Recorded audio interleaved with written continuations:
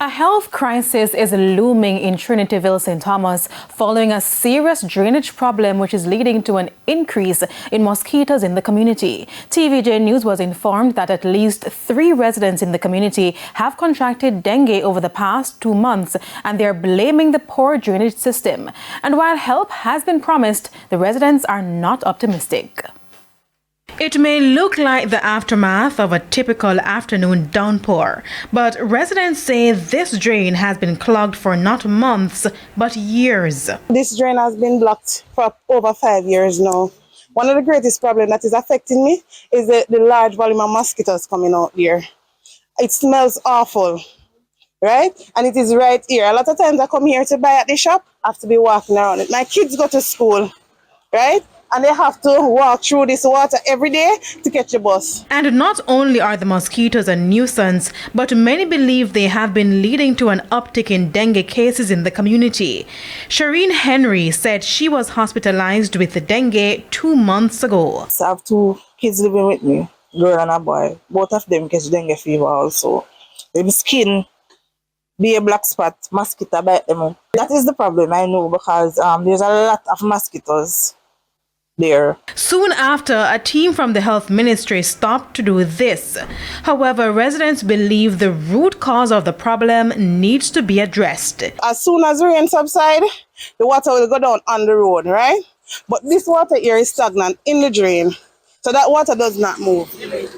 So it has to be there for a significant time before it dry out. And during that time, you have a large number of mosquitoes coming out here. And ironically, the blocked drain is located just a stone's throw away from the councillor Dean Jones's office.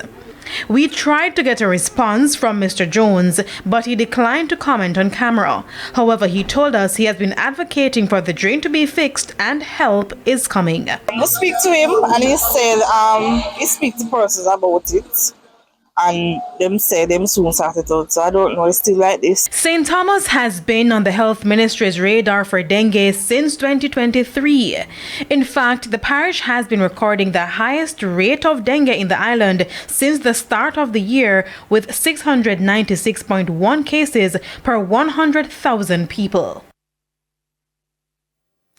And the St. Thomas Municipal Corporation says it's on a drive to increase business compliance in town centres.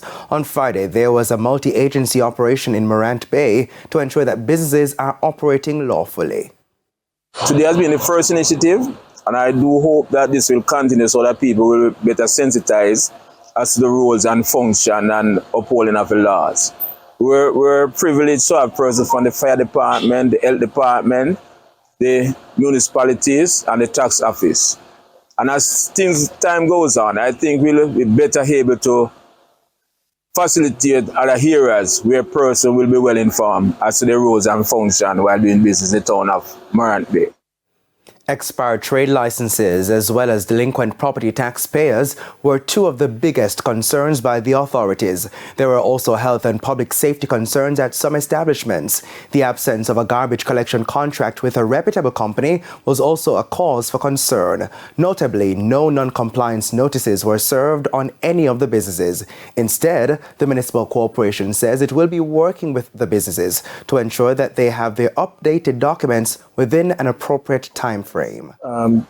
Pertaining to those things. So we were going through, educating persons, telling persons about how they can get their trade license, how they go through and do about their property tax, to see that they are up to date.